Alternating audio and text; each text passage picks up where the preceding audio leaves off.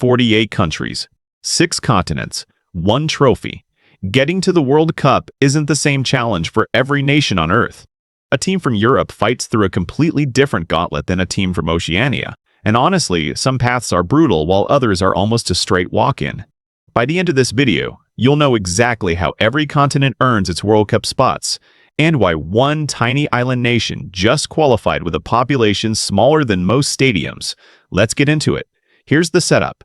48 total spots. 3 of them are already gone before qualifying even starts. The United States, Mexico, and Canada get in automatically as hosts. That leaves 45 spots to fight over, split across 6 confederations. And FIFA didn't split them evenly, not even close. This sounds like it should be simple math. It isn't. Each continent got a different number of tickets, based on how strong and how big their football scene is. Start with UEFA, because Europe gets the biggest chunk by far, 16 direct spots. In theory, that sounds like a lot.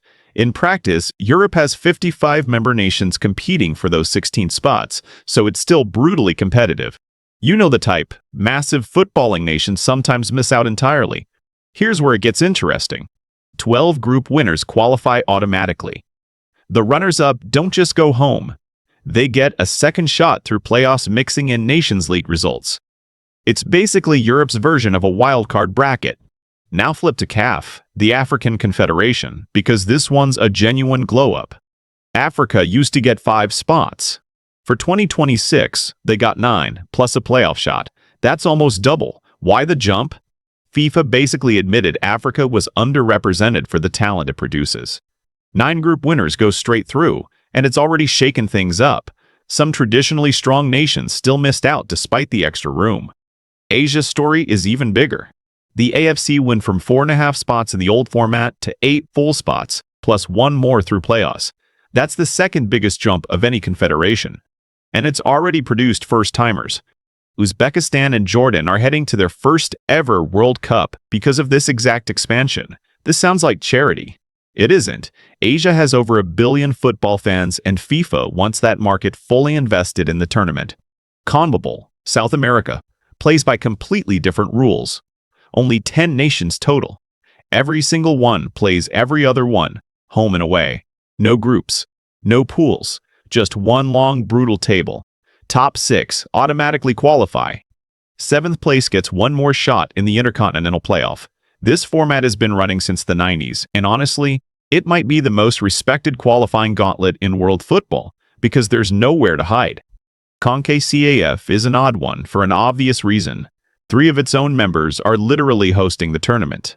USA, Mexico, and Canada are already in. So the rest of the Confederation fights for just 3 direct spots, plus 2 chances at the Intercontinental Playoff. In theory, hosting should shrink your Confederation's competitive path. In practice, that's exactly what happened here. Fewer open spots, tighter competition among everyone else.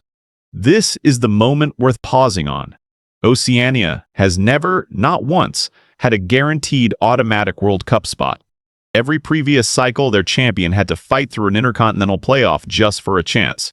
For 2026, that changed. 1 automatic spot, guaranteed. New Zealand claimed it comfortably. It's a small line and a big story, but it matters. An entire region of the football world finally gets treated like everyone else. Last piece of the puzzle. 2 spots remain after every confederation hands out its direct tickets. 6 teams fight for those 2 spots. 1 from CAF, 1 from AFC, 1 from HAFC, 1 from CONMEB, 1 from OFC, and 2 from CONCACAF, because hosting gets you an extra shot here too. The 2 highest-ranked teams go straight to the finals. The other 4 play a mini knockout just to reach them. Whoever wins those 2 finals gets the very last tickets to the tournament. This is where a nation of under 200,000 people can suddenly punch its ticket to the biggest stage in sports. So here's the whole thing in one sentence. Every continent gets a different number of spots based on strength and size, and the road to the World Cup looks completely different depending on which corner of the planet you're playing from. Next time you watch a small nation celebrate qualifying, remember, they might have just survived the hardest path on Earth to get there. If this made World Cup qualifying finally make sense, subscribe. There's a lot more of this tournament left to break down.